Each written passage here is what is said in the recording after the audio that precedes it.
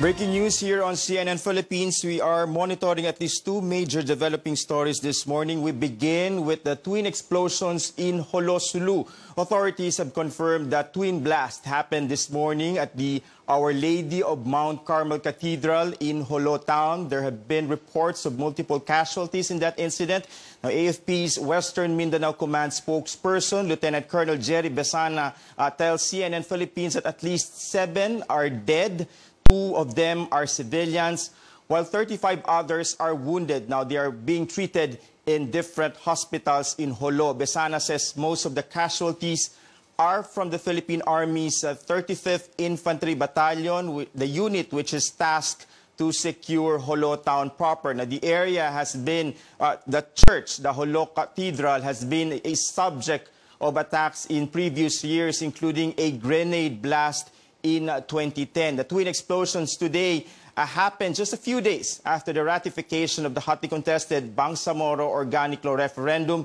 This is a developing story. We are still trying to get more details on the ground, and we will bring them to you as they become available. Good afternoon, I'm David Santos with this developing story coming out of Mindanao. We're learning more about the twin explosions in Jolo, Sulu. Dozens are reported killed and injured in 2 blasts that happened this morning at Our Lady of Mount Carmel Cathedral in Jolo. Let's try to get more details from the AFP's Western Mindanao Command spokesperson, Lieutenant Colonel Jerry Basan.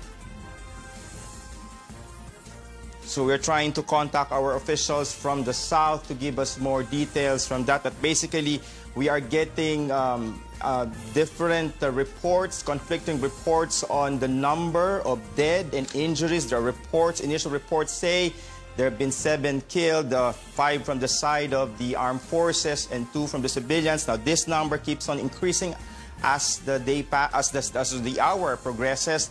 There are reports that that number could have risen even up to 15. But of course, even the Chief PNP is reporting that at least 19 people are reported dead in that particular incident. We are trying to get our officials on the line to provide these details for us. So we have Lieutenant Colonel Jerry Besana now. He is the spokesperson of the AFP's Western Mindanao Command based in Zamboanga City. Sir Jerry, good morning. Good afternoon po, Sir Jerry.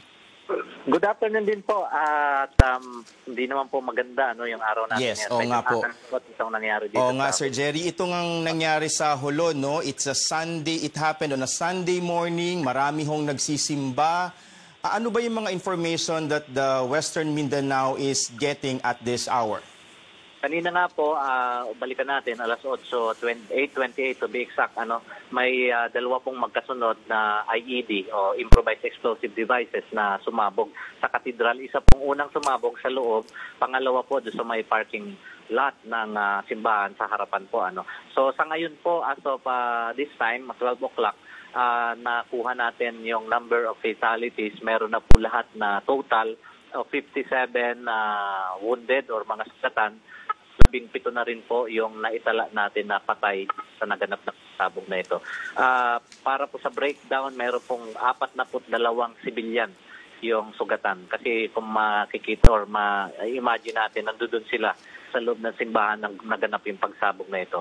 So sa panig naman po ng ating sundalo, 14 po yung sugatan sa kanila at meron po tayong isang kapatid na galing sa Coast Guard na nagresponde rin at sugatan din po. So sa mga namatay naman po, nakakalungkot na ibalita ay 12 po yung mga kapatid nating inosenteng civilian yung namatay at 5 naman po sa panig po ng ating mga kasundaluhan. Point out natin, Sir Jerry, nangyari ito while the mass was ongoing po, no? Tama? Tama po yun. Nakakalungkot po talaga na ito po yung timing talaga na tinitiyempuan ng mga teroristang grupo ang gumawa ng ganitong karumal-dumal na panggulo sa bayan po ng Jolo. Ang 35th IB, sir, marami sa mga fatalities and casualties that we're getting ay galing sa 35th IB. Ito po yung unit na naka-assign para mag-secure sa Jolo, sir. Tama? Tama po yan. Sila po yung matagal nang nagsisecure ng bayan ng Jolo. Kaya sa kanila po yung marami nating naitala din na casualty or fatality. Sir, naganap na sabog. Alam ko po nasa Zamboanga City kayo, Sir Jerry, and you're just getting reports from Jolo. Pero ano po yung report you're getting on as to nasaan na yung mga patay at nasaan naman yung mga injured ngayon, sir? Anong mga hospitals that are treating them? Sa ngayon po, ang marami pong nadala natin, siyempre mga sundalo rin natin nang nagresponde ay dinala sila sa Kuta Bautista Station Hospital natin sa Sulu. Diyan po yung ating Joint Task Force Sulu nakabase.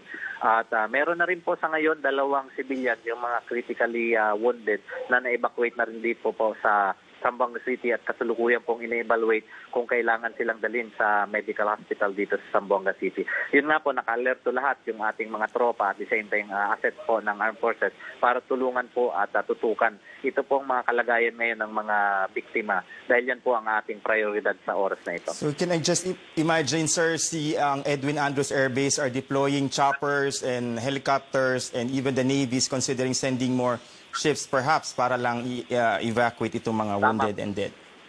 Tama po yun. At tuloy-tuloy nga po, papalik-balik yung ating chopper. Naka-standby na yung iba sa Sulu para po talaga pick upin yung mga kailangang ma-evacuate ng mga biktima ng naganap na terorismo na ito. Maraming salamat po. Lieutenant Colonel Jerry Besana, ang spokesperson ng Western Mindanao. I'm David Santos with this breaking news. It has been a bloody Sunday in the island province of Sulu. The death toll in this morning's twin explosions in Sulu, now at least 17. Speaking to CNN Philippines, AFP's Western Mindanao Command spokesperson, Lieutenant Colonel Jerry Besana says at least 57 are also wounded in the 2 blasts that happened past 8 this morning while a mass was ongoing at the Our Lady of Mount Carmel Cathedral. The first explosive went off right inside the cathedral, while the second blast at the cathedral's parking area. Of the at least 17 dead, 12 are civilians. Most of them were attending the mass. The wounded are now being treated in different hospitals in Jolo and in Zamboanga City. Sa ngayon po, ang marami pong nadala natin, siyempre mga sundalo rin natin nang nagresponde ay dinala sila sa Kuta Bautista Station Hospital natin sa Sulu. Diyan po yung ating Joint Task Force Sulu nakabase. At meron na rin po sa ngayon 2 civilian, yung mga critically wounded na na-evacuate na rin dito po sa Zamboanga City at kasalukuyan pong ine-evaluate kung kailangan silang dalhin sa medical hospital dito sa Zamboanga City. Yun nga po, naka-alerto lahat yung ating mga tropa at the same time assets po ng Armed Forces para tulungan po at tutukan. Ito pong mga kalagayan ngayon ng mga biktima. Tuloy-tuloy nga po, papalik-balik yung ating chopper, naka-standby na yung iba sa Sulu para po talaga pick upin yung mga kailangang ma-evacuate ng mga biktima ng naganap na terorismo na ito. The cathedral in Jolo has been subject of attacks in previous years, including a grenade blast in 2010. Today's incident is the bloodiest so far. The twin explosions happened a few days after the ratification of the Bangsamoro Organic Law. This is a developing story. We are trying to get more details on the ground and we'll bring them to you as soon as they become available. Meanwhile, Defense Secretary Delfin Lorenzana condemns the twin bombing in Jolo. Lorenzana says he has ordered the troops in the area to heighten their alert level and, quote, secure all places of worships and public places at once and initiate proactive security measures to thwart hostile plans. Authorities are also encouraging the public to be more vigilant and report any security-related concerns. Good afternoon. I'm David Santos with this breaking news. We are learning more about the twin explosions in Jolo, Sulu this morning. Reports from the ground put the death toll now significantly increasing at 27. Most of them reportedly are civilians. And that's according to the PNP-ARMM. Now, those wounded now stands at 77. 61 of them are civilians. Such terrible news coming out of Sulu. Well, speaking to CNN Philippines earlier, AFP's Western Mindanao Command spokesperson, Lieutenant Colonel Jerry Besana, said a twin blast happened past 8 this morning while a mass was ongoing at the Our Lady of Mount Carmel Cathedral. The first explosive went off right inside the cathedral, while the second blast at the cathedral's parking area. Of those who died, 20 are civilians. Most of them are devotees of that cathedral and were attending the mass. The wounded are now being treated in different hospitals in Jolo and in Zamboanga City. Sa ngayon po, ang marami pong nadala natin, siyempre mga sundalo rin natin nang nagresponde ay dinala sila sa Kutsa Bautista Station Hospital natin sa Sulu. Diyan po yung ating Joint Task Force Sulu nakabase. At meron na rin po sa ngayon 2 civilian, yung mga critically wounded na na-evacuate na rin dito po sa Zamboanga City at kasalukuyan pong ine-evaluate kung kailangan silang dalhin sa medical hospital dito sa Zamboanga City. Yun nga po, naka-alerto lahat yung ating mga tropa at the same time assets po ng armed forces para tulungan po at tutukan. Ito pong mga kalagayan ngayon ng mga biktima. Tuloy-tuloy nga po, papalik-balik yung ating chopper, naka-standby na yung iba sa Sulu para po talaga pick upin yung mga kailangang ma-evacuate ng mga biktima ng naganap na terorismo na ito. The Our Lady of Mount Carmel Cathedral in Jolo has been the subject of attacks in previous years, including a grenade blast in 2010. Now, today's incident is considered the bloodiest so far in Jolo's history. The twin explosions happened a few days after the ratification of the Bangsamoro Organic Law. Meanwhile, Malacanang assures the public to bring the perpetrators to justice and put them behind bars.